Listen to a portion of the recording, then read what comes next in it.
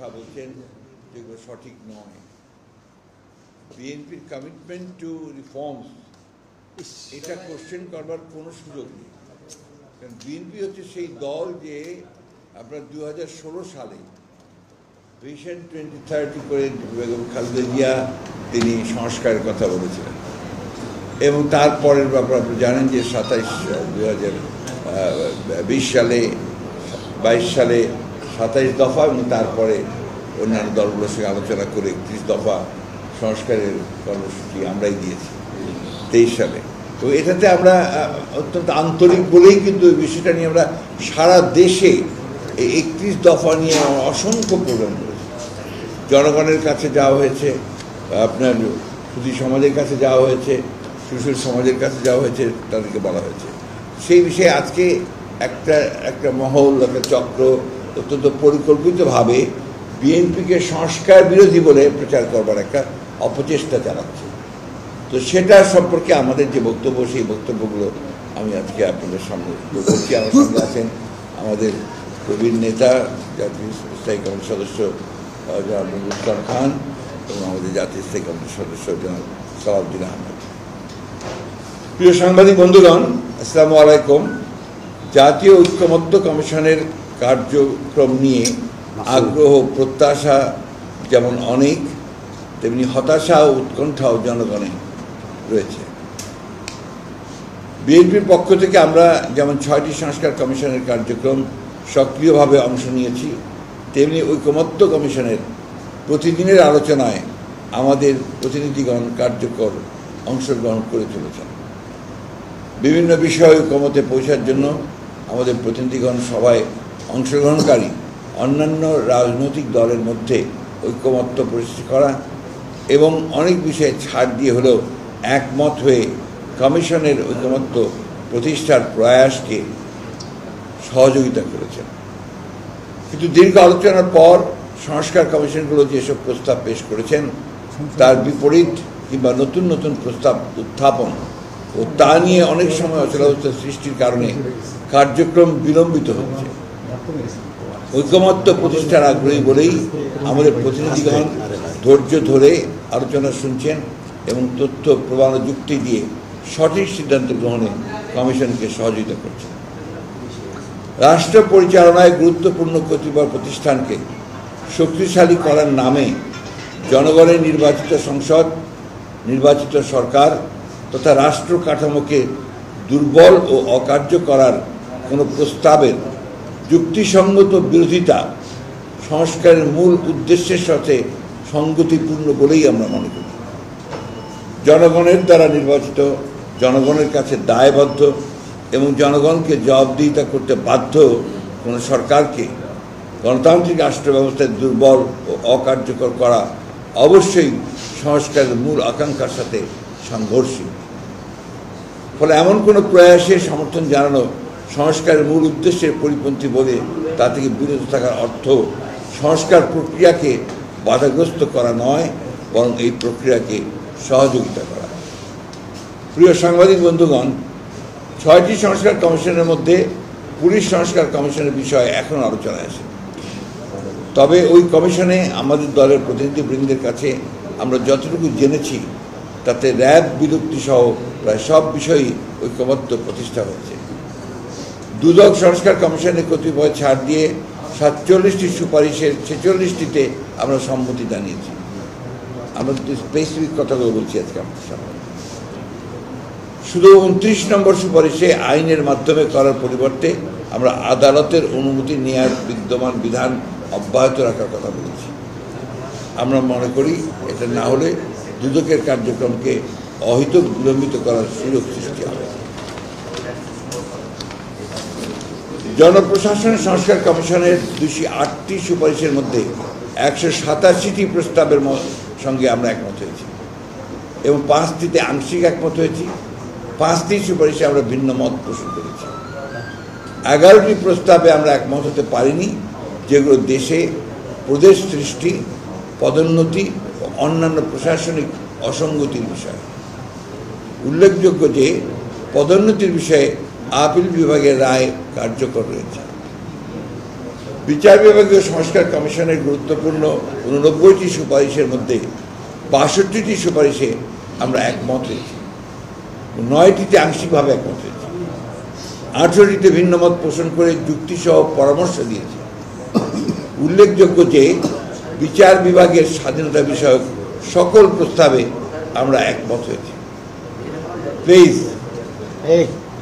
কথা বলে কি, তবে এর কিছু বিষয়ে নির্বাচিত সংসদে আইন প্রণয়ন কিংবা ইতিমধ্যে কোনো অধ্যাদেশ হলে তা সংসদে র্যাটিফাই ও সাংবিধানিক সংশোধনীর প্রয়োজন হবে।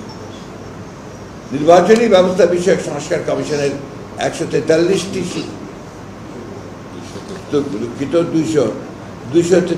সুপারিশের মধ্যে 141টিতে আমরা একমত হয়েছি এবং 14টিতে আংশিকভাবে একমত হয়েছি। 64টিতে আমরা ভিন্ন মত সহ একমত হয়েছি। অর্থাৎ এসব বিষয়ে পরিবর্তনে একমত হয়ে বিভিন্ন আইনে ও বিধিতে সংশোধনী অধিকতর কার্যকর হবে তা প্রস্তাব করেছি। 24টি বিষয়ে আমরা একমত হতে পারিনি। উল্লেখযোগ্য যে নির্বাচনী ব্যবস্থা সংক্রান্ত 12টি আইন ও 6টি নীতিমালা আছে। এই বিষয়ে রাষ্ট্রীয় সংবিধানেও নির্দিষ্ট বিধান আছে। এসব প্রস্তাবের বেশ কয়েকটি বাস্তবায়নযোগ্য নয় এবং কয়েকটি নির্বাচন কমিশনের স্বাধীনভাবে দায়িত্ব পালনে স্পষ্টতই বাধা সৃষ্টি করে, তাদের সাংবিধানিক স্বাধীনতা ক্ষুণ্ণ করবে। আমরা অবাধ, সুষ্ঠু ও নিরপেক্ষ নির্বাচন অনুষ্ঠানের জন্য আনিত সকল প্রস্তাবে একমত হয়েছে। আইনি সংস্কারের বিষয়ে আলোচনা অব্যাহত আছে। সংবিধান সংস্কার কমিশনের 131টি সুপারিশে আমরা দফা ওয়ারি মতামত দিয়েছি। অধিকাংশ সুপারিশে একমত হয়েছি। এর মধ্যে উল্লেখযোগ্য 70 অনুচ্ছেদ এবং প্রধানমন্ত্রীর মেয়াদ, দুই বিষয়ে আমরা ছাড় দিয়েছি। বিশেষ করে প্রধানমন্ত্রীর মেয়াদ নির্দিষ্ট করে দেওয়ার বিধান বিশ্বের কোথাও না থাকার পরেও ঐকমত্য প্রতিষ্ঠার স্বার্থে আমরা সম্মত হয়েছি। প্রধান বিচারপতি নিয়োগের বিষয়েও আমরা আমাদের প্রস্তাব থেকে সরে এসে একমত হয়েছি। জাতীয় সংসদে সংসদীয় স্থায়ী কমিটির সভাপতির পদ বিরোধী দলকে দেওয়ার ক্ষেত্রে সবচেয়ে গুরুত্বপূর্ণ 4টি সহ আসন সংখ্যার অনুপাতে সভাপতির পদ দিতেও আমরা সম্মত হয়েছি। রাষ্ট্রপতির ক্ষমতা সংক্রান্ত আর্টিকেল 49 পরিবর্তনে আমরা সম্মত হওয়ায় ঐকমত্য প্রতিষ্ঠা হয়েছে। এছাড়া তত্ত্বাবধায়ক সরকার ব্যবস্থা পুনঃপ্রবর্তন, ন্যায়পাল আইন যুগোপযোগী করা, জাতীয় সংসদের নির্বাচনী এলাকার সীমানা বিন্যাসে সংস্কার আনার জন্য সংবিধানের সংশ্লিষ্ট অনুচ্ছেদ সংশোধন ও আইনের মাধ্যমে বিশেষায়িত কমিটি গঠনেও আমরা একমত হয়েছি। বিভাগীয় পর্যায়ে হাইকোর্টের স্থায়ী বেঞ্চ প্রতিষ্ঠার ব্যাপারে সম্মত হয়ে আমরা তা বিচার বিভাগের সাথে আলোচনার মাধ্যমে বাস্তবায়নের পরামর্শ দিয়েছি। কারণ ইতিপূর্বে 1988 সালে এমন উদ্যোগকে উচ্চ আদালত বাতিল করে দিয়েছিল। এমন বহু সংস্কার প্রস্তাবে শুধুই ঐকমত্য প্রতিষ্ঠার স্বার্থে আমরা একমত হয়েছি, যেগুলি বাস্তবায়ন অত্যন্ত দুরূহ এবং যে উদ্দেশ্যে এসব প্রস্তাব তা অর্জনের সাফল্য প্রশ্ন সাপেক্ষ। রাষ্ট্র পরিচালনার এবং সংসদীয় কার্যক্রম দীর্ঘ অভিজ্ঞতার আলোকে আমরা যুক্তিগ্রাহ্য মতামত দিয়ে আমাদের দায়িত্ব পালন করেছি। প্রিয় বন্ধুরা, ঐকমত্য কমিশনের আলোচনা অব্যাহত আছে। সংস্কার কমিশন সময়ের প্রস্তাবের উপর আলোচনা করে ঐকমত্য প্রতিষ্ঠার কথা থাকলেও নিত্য নতুন এমন সব প্রস্তাব আসছে যেগুলো রাজনীতি, রাষ্ট্র ও সংসদ পরিচালনায় বিপুল প্রভাব ফেলবে। এসব প্রভাব ইতিবাচক হলে অবশ্যই তা জনগণের কাছে গ্রহণযোগ্য হবে, কিন্তু রাষ্ট্রের মালিক জনগণকে সম্পৃক্ত না করে তাদের প্রতিনিধিত্ব কিংবা প্রত্যাশার ক্ষেত্রে বড় কোনো পরিবর্তন করার অধিকার কোনো ব্যক্তি, দল কিংবা কমিশনের আছে কিনা তা বিবেচনায় নিতে হবে। এই বিষয়ে স্পষ্ট কোনো প্রস্তাব নিয়ে আলোচনা শুরু হয়নি বলে আমরা মন্তব্য করা থেকে বিরত থাকছি।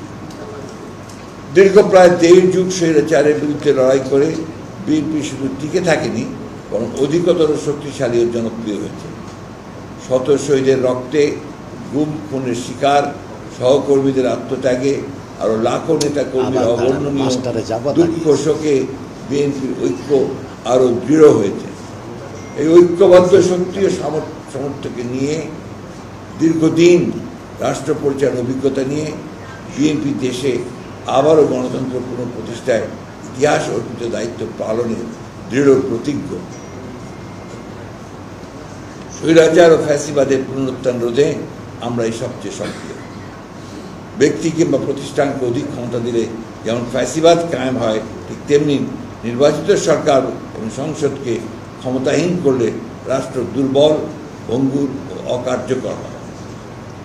আমরা যেন দলীয় স্বার্থের ঊর্ধ্বে থেকে হাজারো শহীদের রক্তে অর্জিত পরিবর্তনের সুযোগকে গঠনমূলকভাবে কাজে লাগাই এবং মহান স্বাধীনতা যুদ্ধ, 90-এর ছাত্র গণ-অভ্যুত্থান এবং 2024-এর জুলাই আগস্টের ছাত্র শ্রমিক জনতার গণ-অভ্যুত্থানের আকাঙ্ক্ষা ধারণ করে একটি বৈষম্যহীন, মানবিক ও সমৃদ্ধ বাংলাদেশ গড়ার দায়িত্ব পালনে ব্যর্থ আমি। আপনাদের সবাইকে অসংখ্য ধন্যবাদ।